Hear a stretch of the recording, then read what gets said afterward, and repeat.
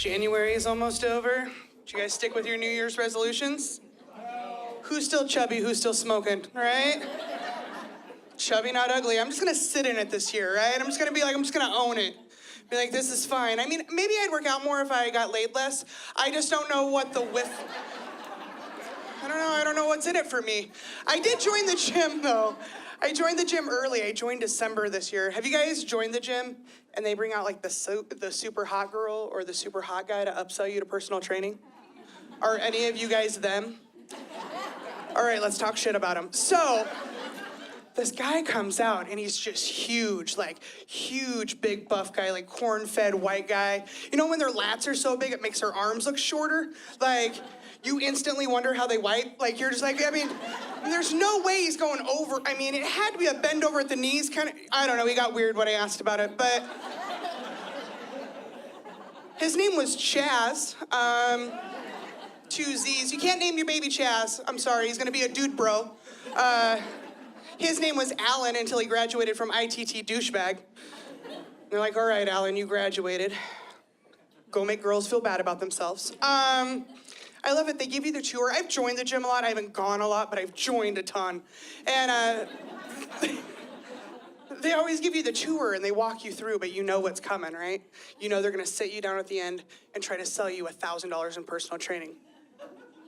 But I'm a stand-up comic and I have a gift card to be there, right? So he has a big surprise coming. But the thing is you're funny or you're not. Like, I'm not only funny when I'm up here, like, I have the most fun when I'm by myself. Like, that's when I think I'm my funniest. So the whole time he's talking, I'm thinking about what I can do. Because I can smell it on him that he's too hot to have ever formed a personality. So he's not gonna get some of the jokes. He sits me down, he makes eye contact with me. He's trying to build rapport, and he's like, Amanda, what are your fitness goals? Yes. Chaz, I'm glad you asked. I'd like to be in the WNBA. I held it for so long. You guys would have been so proud of me, just straight face. He has no idea what to say. He's like looking over his shoulder for help. He leans in and says, and in a kind voice, do you have any other fitness goals? You're right, Chaz. Nobody wants to be in the WNBA.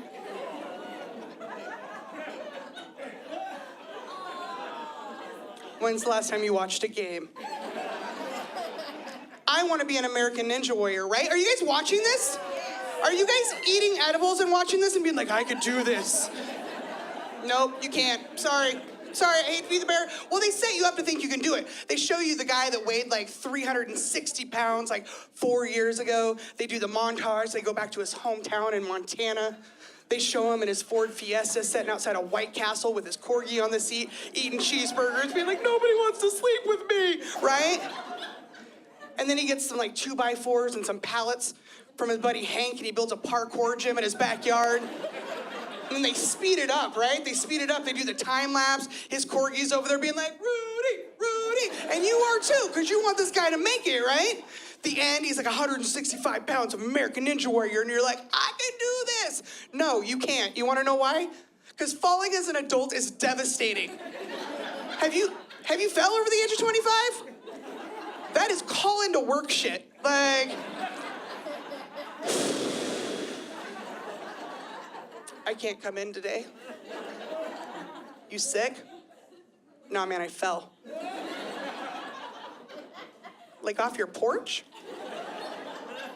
Nah, man, a cliff, right? Your pride won't let him say that it was just a porch. It's terrible. We're gonna go into the gym like 7 days a week. Okay, whatever. It's been a couple days a week, you guys, but my motivation has changed. In my 20s, I got really fit because I wanted to be more dateable, right? In my 30s, I want to be able to like paint my toenails and breathe. That would be awesome. I want to drop something in the car and get it when I'm in the car. Only fat people and old people will get that. But if you're the passenger and you're the GPS holder and you drop that shit, you get one good try before the seatbelt locks. And then your face gets hot and you're like, boom, Oregon Trail. I don't know where we're going, okay? I don't know. Chad should be nice. This might be my skinny year. I might not sleep with him. I totally will. Come on, I'm in my 30s. Where are my ladies in their 30s? Where are the ladies in their 40s? Good job on getting out of the house, the two ladies, right? Like, they're the dirty ones. I can't wait. I can't wait. So I hated when I was in my 20s and women in their 30s would be like, holy crap, wait till you're in your 30s. Holy crap, wait until you're in your 30s, you guys, in your 20s. Like, about 35, your feet get planted real firm on the ground. You have this weird confidence that comes from nowhere. No matter what size or shape you are, you're like, it's like when Mario ate the star and he was, you're like walking into bars looking at 25-year-old boys being like, I'm your Huckleberry, I'll destroy you, right? You're like a 12-year-old boy with your own laptop and debit card. You know what you're looking for, too. You're looking for a gynecologist with the hands of Andre the Giant, but the stability of Michael J. Fox. That's what you're really, real shaky. That's how you use a copay. You're welcome. I told that joke at the Wild Horse Casino in Pendleton, Oregon, because my career is doing great. And this tiny little elderly couple comes shuffling up to me after the show. They are like 175 years old. They look like the old couple that stole all the wallets on Dirty Dancing. You guys remember that? Just like, I mean, they were so old. You know when old people get so old, they look like they have too much face when they chew? Like, just so old. And he grabs my hand and he pulls me in. And as comics, we love when you do that. He like pulls me in and he's like, we've been married 56 years. And I was like, show off, right? Like, what do you want? And he's like, no, stop. He's like, she got Parkinson's 10 years ago. And I'm like, shit, I knew this was gonna happen, the Michael J. Fox joke. Shit, he's like, stop. And I'm like, you are bossy. And he's like, about 3 years ago, the hand jobs just started getting better. Holy, he was like 180 years old, you guys. Where is 40-year-old him? Where is till death do us shaky hand jobs guy? Where is he? If life gives you lemons, you just shake it up, I guess, and make lemonade. That's awesome. I don't know. I am getting older. I'm in my 30s now. And I know that's, you always get people in their 40s and 50s and 60s being like, bah. It's all subjective. I get it. But I remember 6th grade summer really well, and I'm in my 30s. Like, I just have more student loans. Like, and then I decided to tell jokes at like 31. It seems I have $85,000 in student loans. Let's quit my job at the bank and start telling jokes for drink tickets to strangers. This is gonna be fine. It's gonna be okay. But I think about stuff that people in their 20s missed out on. And one big one was that you guys totally missed the boat on prank phone calling. Dude, it was awesome. It was so awesome. Like, we didn't have something that gave the phone number when you called yet. Caller ID. I'm not saying I grew up during the Industrial Revolution or anything, but caller ID hadn't been invented yet. I prank phone called the same guy for 8 years. 8 years of my childhood, I prank phone called the same guy. On my 8th birthday, I had a slumber party, and I got a bottle of Debbie Gibson Electric Youth perfume. It came with a clear, see-through phone that had neon parts on the inside. Cue all the ladies that had that phone. It was popular. It came with a 20-foot cord, which meant that I could drag it into my bedroom. Yes. It's me and 4 of my friends. I tell my friend, we're gonna make prank phone calls tonight. I've seen my brother do this. She's like, I think they're called crank phone calls. I was like, no, crank is what your parents do. These are called prank phone calls. I grew up in Portland, you guys. So, I'll never forget this phone number, 503-761-5519. I will never forget this number. I will have Alzheimer's in downtown Portland when I am 70. People will find me, they will call that number, and they'll be like, she's not ours. Quit calling us. So we call this number, and I'm 8. Like, I had older brothers, but I didn't have a huge bad vocabulary yet, but I was prepared. I had rehearsed this. Ding, ding, ding, call. Old guy answers, and I say, what's up, you old bastard? That's all I had. That's it. I was not prepared for what he had. Nothing, you little shitholes. You're not very funny today. Did you not have your Wheaties? Oh my God, that is hilarious when you're 8, you guys. I couldn't write that phone number down in my Trapper Keeper fast enough. I am probably a comic because of the old bastard. I called him 3 times a week for 8 years. I was 16, I was driving a car legally to go buy pod, coming home, getting high, and calling the old guy.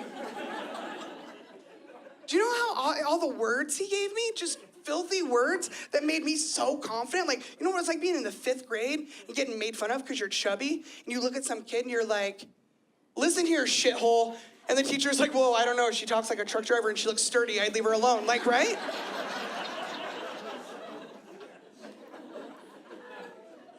8 years I called him. Another thing that doesn't blow your mind is that you can buy weed at the store. Now, I don't smoke pot. I smoke pot from 12 to 25 until I went on Adderall and Zoloft and shit got weird.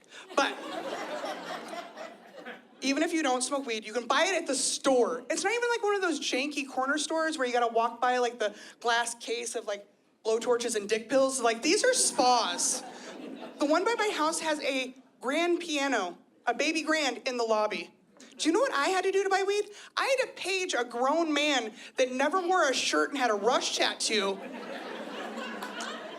to call me back at my parents' house. And then he would say, come alone, and that seemed legit.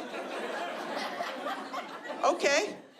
You'd go there alone. It was never a nice house. It was always a crappy duplex, old swing set, 3 toddlers under the age of like 4, only 1 looked like them. They were chewing on top ramen biscuits with just the seasoning sprinkled on it. You'd go in, it always smelled like old laundry, like Ross Dress for Less, you know? It stinks there, I'm sorry. He'd say, you have to stay for a half hour because I don't want my neighbors knowing I'm selling weed. Okay. Who has 10, 30-minute visitors in a day? Your neighbors either think you're a pedophile or a drug dealer. Take your pick. Like, you got kids in and out of here all day. You'd have to sit on some couch that even Goodwill would have been like, nah, we're good. You had to give him a piece of weed out of the bag he just sold you, even though that you know right before you got there, he took a piece of weed out of that bag he just sold you. And now you go to a store and you walk in and there's some 25-year-old, unseasonably tan, gorgeous, 6'7" kid named Aiden with a man bun behind the counter. Just like Chaz, I can smell it on him. Too hot to be witty. All right. He looks at you, he's like, what kind of marijuana experience are you looking for, Amanda? I'm glad you asked. I am glad you asked, Aiden. I just found out that I'm 38, and if I get pregnant, it's called a geriatric pregnancy, Aiden. Out of the blue, he has no idea what's going on. He's just blank face, just looking at me like, I don't know what to say. I was like, does the AARP go in on that, Aiden? No, Aiden. If I get pregnant, I have to keep it. I'm 38. I can't get pregnant at 38 and go to Planned Parenthood, sit next to the 17-year-old girl and be like, how did we get here? No, Aiden. And he's like, I don't know what you want from me. I want you to be the bud tender, Aiden. Tell me what I need. You tell me my marijuana experience. And he just passes me chews and tells me to go. So that's how I get free weed. It's awesome. Are you guys having fun? We have a great show. All of your comics are native Oregonians tonight. Where are my people that are actually from here? You guys all went to high school.